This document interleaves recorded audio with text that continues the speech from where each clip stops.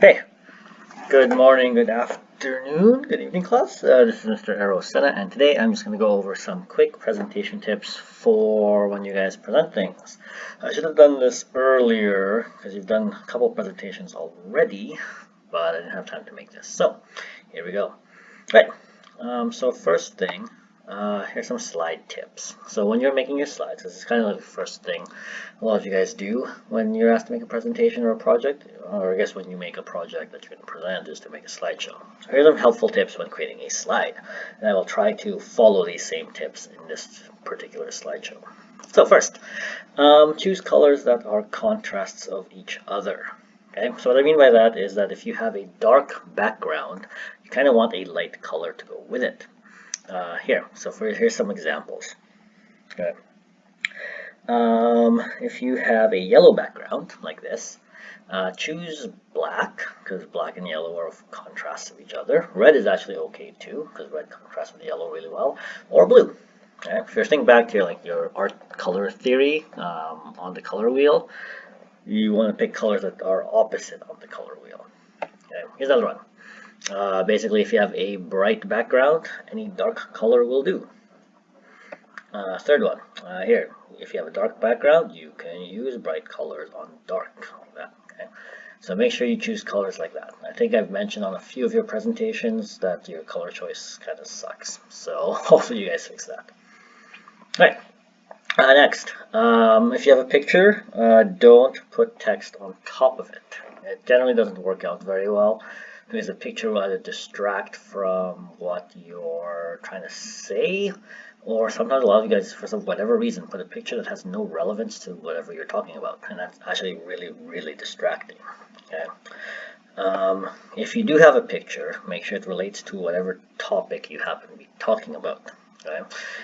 Don't worry, you're not the only ones. Some of my senior students will do this and just put a random picture for whatever reasons. Doesn't really work out that great, to be quite honest. So yeah, so if you have a picture, leave it by itself. Don't put text on top of it because sometimes it's really hard to read. And if you do have a picture, make sure it is relevant to whatever you're talking about on that slide. Okay. Now font size, you should make sure that the font size should be bigger than 18. As you can see, the first line there, so I'm going to make this one at a time. Font size should be bigger than 18. So this one here is a size 32. Okay, this one is size 28. Okay, this one is size 24. The next one ends up being size 18, which for whatever reason, a lot of you guys choose a font size of around between 24 and 18. And some of you in your earlier presentations even chose a font size as small as size 12. So, yeah, you kind of want your font size to be big enough that the people can read it. Okay. And in order to be able to easily read it, you should also choose a font size that has no fancy curves. Yeah, so no fancy curves. Like the font I'm using right now, I think is called Tahoma, I think, or is it Calibri? I don't know, regardless, it has no fancy curves, so it's really, really easy to see. Okay. Next, avoid this. This is what we call a wall of text. You want to avoid a wall of text, okay? Because nobody likes this. I don't know why a lot of you still do this when you make a presentation, is make this giant wall of text. It doesn't look very nice, it's very intimidating. A lot of people won't even take the time to read a wall of text like this. It just, I don't know, if you guys ever looked on internet forums, you never ever read a wall of text, because it looks intimidating, looks unappealing, doesn't look all that interesting. Okay? So try to avoid this. Okay? Try to avoid this. Alright. And this is another one that a lot of you guys don't do, and many of you are guilty of this. You don't stick to 2 or 3 points per slide. You kind of try to cram like 15 things on one slide. Okay. You don't want to do that because, again, if you try to put too many things on one slide, it ends up looking like a giant wall of text, like I showed you on the previous slide. And I'll go back there. A wall of text does not look appealing. Okay. So you don't want a wall of text. Okay. It's easier for your audience to follow if you only have 2 or 3 points per slide. If you think back to most of my presentations, I try to stick to this rule where I only have 2 or 3 things per slide, right? Sometimes it means I have a lot of empty space, but that empty space allows me to draw things if I need to draw things. Okay, or you can add a picture that's relevant to your 2 or 3 points.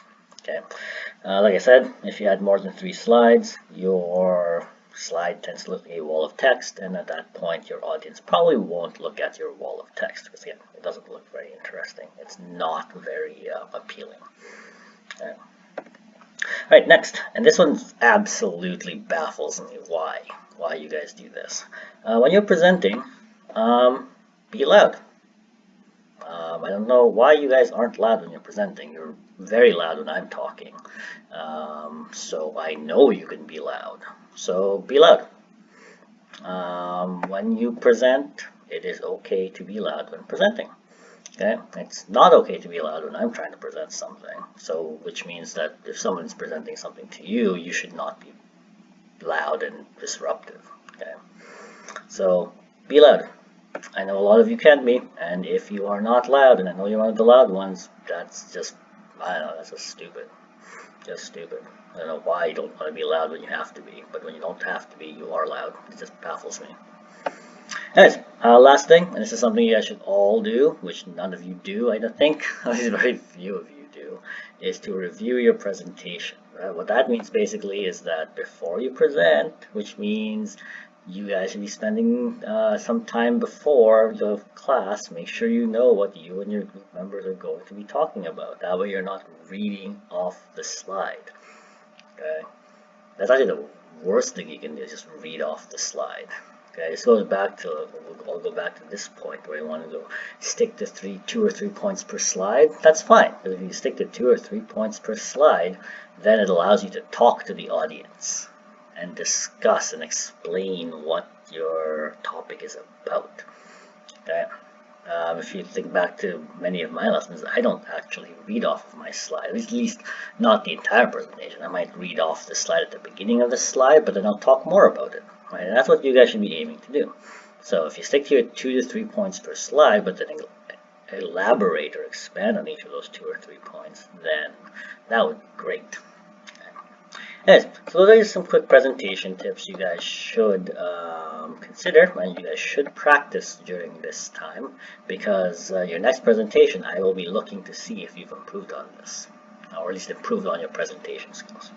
Alright, well, if you guys need to watch this again, you know the link, and just review it again before your presentation.